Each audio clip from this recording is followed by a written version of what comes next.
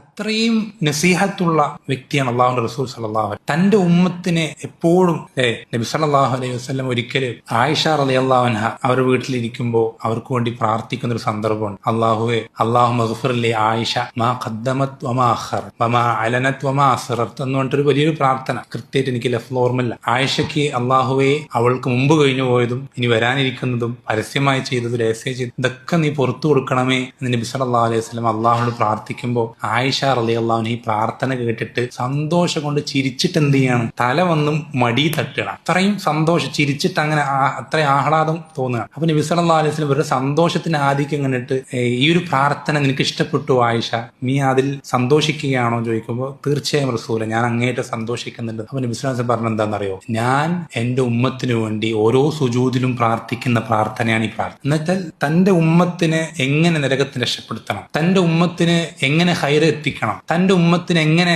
ഈ കാര്യം നന്മ എത്തിക്കണം, ഈ ഒരു ചിന്തയാണ്.